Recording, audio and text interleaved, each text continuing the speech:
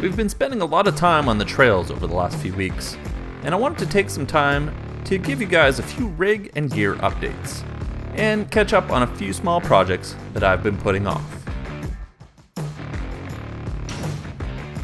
So one of the big challenges with making videos on the channel is that I'm always trying to maximize what I'm putting into a video.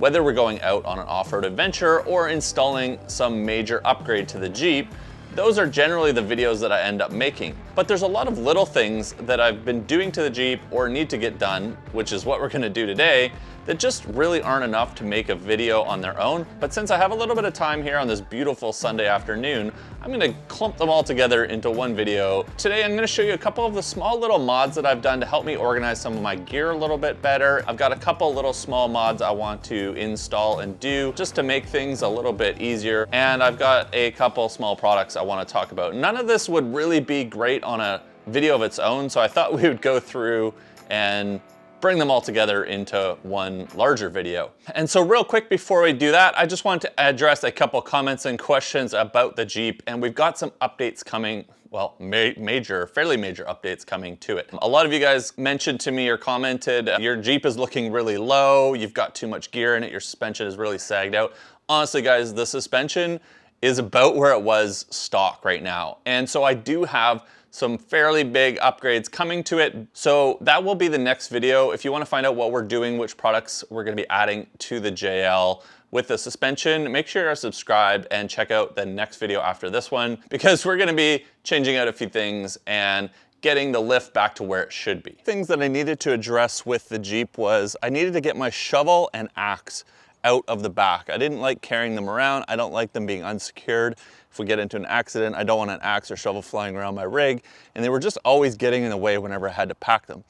So rather than paying Gobi a whole bunch of money for their accessory brackets that they make, I just went down to Home Depot and picked up some aluminum flat bar and started making some cool little mounts. I have been using quick fist clamps for quite a while on the JK to secure certain pieces of gear, so I ordered up a few extra ones here, and I made a simple little mount here for my axe to go along the top of the Gobi rack.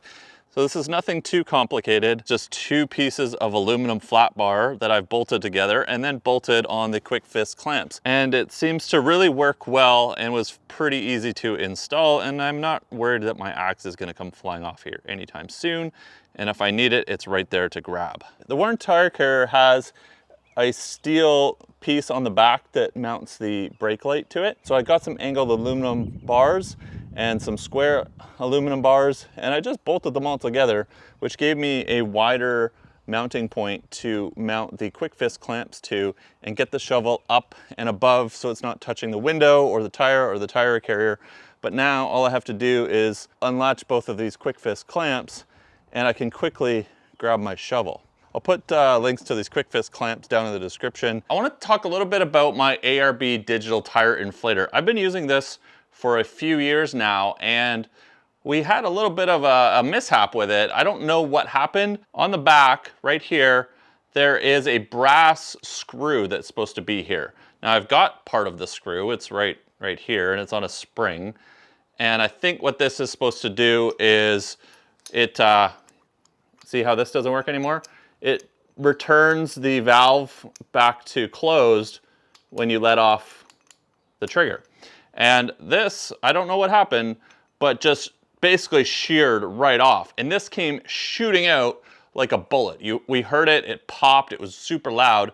Thankfully, Dustin, who was using it, wasn't holding it like this, but was holding it like this. And so this shot off and not into his hand. But this is a fairly thick brass screw and it just sheared right off. Now I must say that the customer service with ARB was top notch. I emailed them a photo of this explaining what happened. The next morning I had an email basically just asking for my address and they'll send me another one. No needing for my original receipt. How long did I have it? What was I doing? They just basically said, no problem, we'll send you another one. I guess this is sort of like an FYI to check, I mean, I don't want to say check your gear because this is not something I would consider looking at to maintain. And this is, from the outside look of it, is a huge brass screw, but just something to note that can come shooting off. So, you know, whenever you're using any sort of air tools, just be cautious with who's around you and whatnot. But this can definitely fail right here and come flying out like a bullet because all the pressure is released from it. Moving along to another new product. I've been using the Warn wireless winch controller on my Xeon 12S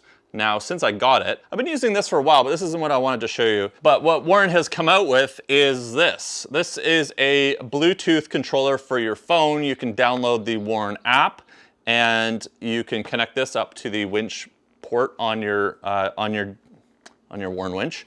Now you can use an app on your phone to spool your winch in and out. And I think they actually make these not just for the Xeons, but they also make them for some of their ATV winches. And I actually think they make them for Smittybilt winches. They make a few different variations of this. So I wanted to just have a quick look at this and give it a try. I am not totally sold on using my phone to control my winch. I've mentioned before, I don't like to use my phone to take video. The reason being is a lot of the time we're out in the rain and the mud and your phone screen doesn't work very well. Try this out and see just how easy it is to connect when I open the app. I don't want to be fooling around with Bluetooth connections. First thing the app says to do is plug this in, obviously, so we can get power to it. Looks like we've got a yellow light on it. Searching for your winch. There we go. So we hold down the red button and that's supposed to put it in pairing mode. We've got a pair with this. There we go, continue. Let's call this something awesome. 250 winch, Xeon, start winching. So there we go. So we've got some controls on here. Looks like we have to hold to unlock the controls. And we've got some battery information, some voltage. We can spool the winch out, I'm assuming at this point. And if we want to put it back, pretty simple to connect up and use. Then we can hit lock so we don't accidentally do anything on the screen if we don't want to. And that's pretty much it. There's not really much else in here. We are going to be installing a winch, a Warn winch, and bumper on Chef John's Toyota 4Runner in the next couple of weeks. I think I'm going to stick with my wireless controller and remote for now, and we'll fire this Bluetooth app controller onto Chef John's rig, and I think it'll be a lot more helpful for him because he won't be able to access his winch quite as easily as I can, and this will give him a chance to try it and give us some feedback. Something that I hadn't carried in my rig for a long time and always kind of gives me a bit of anxiety is when you get a check engine light, what do you do? Because a check engine light could just be something simple like your gas cap, or it could be something major which you might want to park your rig and get it towed. Which leads me to another new product that I want to show you guys.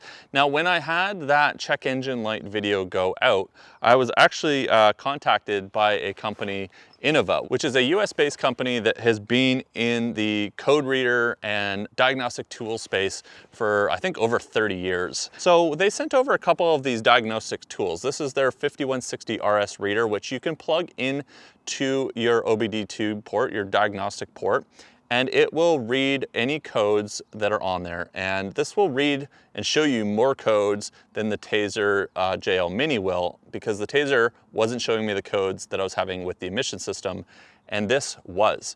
As well, they also have a small little Bluetooth dongle, and this plugs in and you can open the app and it shows you pretty much all the same stuff on here. But what I really like about this tool is that it also gives you some diagnostic guidance. You can read different parameters, and it just gives you a lot more information. I haven't had a ton of time to play with it, but the point that I wanted to bring up with this is I think that having something that can read your codes when you're out traveling is super handy, because it really lets you assess the severity of a check engine light that may be coming out. And in a lot of these new vehicles, there's so many sensors and so many things that can go wrong. You don't want to have to just park your vehicle because you get a check engine light when you're away on a trip. These are just great little things to have in your Jeep. You can tuck them under your seat and pull them out if you need to, or on somebody else's vehicle because they're not vehicle locked. Their Bluetooth scanner is not like a lot of the other ones that you see out there. There are a lot of new Bluetooth scanners that you plug in and they'll show you some gauge information. This has all of the software, well, actually on the app that this does, and it shows you just a ton of information. And so I've started just packing this around in my Jeep in case I need it. Go check out this Innova, great company, US based, been in the business for a long, long time, and just really quality scanners and tools. You've seen this probably in the last couple of vlogs. We've been slowly filling it to be our all-in-one kitchen. This is the Cargo BX90R, and so I selected this specific one because it fits really well on top of my Tuffy security deck. It's pretty much the width of the cargo area of the JL, and it's almost as deep as the cargo area. And we can pull it out of the Jeep, and we've pretty much got everything we need for our kitchen. They have a whole bunch of different sizes with these. They also have quick connect mounts for them. So the goal is to get one of those mounts and bolt it onto the Tuffy security deck so that we can just drop this right on, latch it in place, and it's secure. I've just been using some ratchet straps in the meantime. But what I wanted to show you is a quick little mod that I've done to it, and I'm hoping that maybe Pelican adds this to the cases in the future, because in my opinion, it's a massive improvement in using this case. So from the factory, the case comes with just these metal straps, basically to keep it from opening too far and falling backwards. The issue that I was having out on the trail was that unless this was perfectly flat, this would fall over really easily. So after the first trip out with this, I got to thinking, well, we must be able to install some sort of strut here to keep this open. And I just went on Amazon and picked out a $10 strut, and we just screwed it right into the case. And you can see now, look at this, it opens the lid on its own. What I'm gonna do though is I wanna add a second one to the other side, because I don't like how this, if you're pulling it down from this side, it's putting a lot of twist on this strut over here. So we're just gonna put a second one on the other side. They're like 10 bucks a pop. But I just wanted to show you guys this little mod that we put on, which has been awesome. And these cases are great. We leave them outside overnight, and now with this strut, just opens up on its own. Pretty cool. The last two things I wanted to talk about and show you guys today, we need to go pop up the Free Spirit Recreation Evolution rooftop tent real quick. And I'm gonna show you something I did on the inside, and I'm gonna show you something we're gonna do on the outside. This next thing, I think, is what really sets the Evolution apart from, say, the OBDII or other rooftop tents. From the factory, you get this 2-stage foam mattress underneath. I'm a pretty big guy, and I found that it was pretty hard once I started compressing it. So what I went out and added was this 3-inch gel foam mattress. And let me tell you, this is a game changer. Now the Evolution has more room to add something like this because it's got this extra bar that has to close down because it cantilevers open and then down again. This allows a bit of a space in here that I was able to get this 3-inch foam mattress in and still get the rooftop tent closed fairly easily and without putting any stress or anything like that on it. Now, this is not an approved thing to add from Free Spirit. I don't know what the long term might be with this. Maybe it's putting some additional stress on the hinges. I don't know, but it doesn't seem like it. It closes just the same as it would without it, and I don't have to try to jam the roof down at all. The only thing that I notice is that I have to make sure this is really aligned in the center and towards the passenger side a little bit so it doesn't push over and misalign this rail along the side here when it's closing. And I have to make sure that the sides over here and over here are folded in really nice and neatly and not bunched up. So that's what takes me a little bit longer to close up the rooftop tent now, but really it's nothing. And for the price of the additional comfort for sleeping, totally worth it. If you're thinking about getting a Free Spirit Recreation rooftop tent, one of these hard shells, really consider this when it comes to Evolution versus OBDII. The OBDII is great because it's, you know, super low. It's only 7 inches where this is 9 inches in height, but it's letting me get this extra mattress in here, and that to me is totally worth it. You know, not to mention we get windows on all 4 sides around here. Now the only other, I wouldn't even call this a complaint, just thought that I had with regards to this Evolution tent. Inside, it has an LED strip that you power off a USB battery bank, which is awesome for when you're getting in your tent and it's dark, you can see. You don't have to carry a flashlight around. It illuminates all the inside of the tent. But what I found though was because no light gets through the walls really, is that when I turn that on, I'm having a hard time seeing around the outside and my shoe bag and getting things ready to go as I'm getting in the tent and opening it up. So I had an idea. Why don't we install some LED lights up here along the rooftop? So I'm gonna fire in some outdoor LED strips.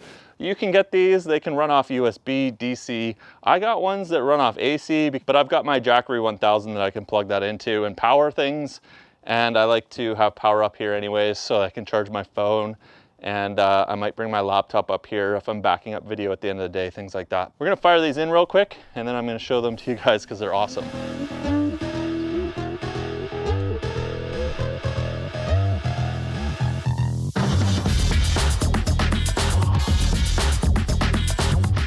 All right, so real quick, just after trying these with it finally being dark out, I'm not so sure that wrapping it around the sides was the way to go.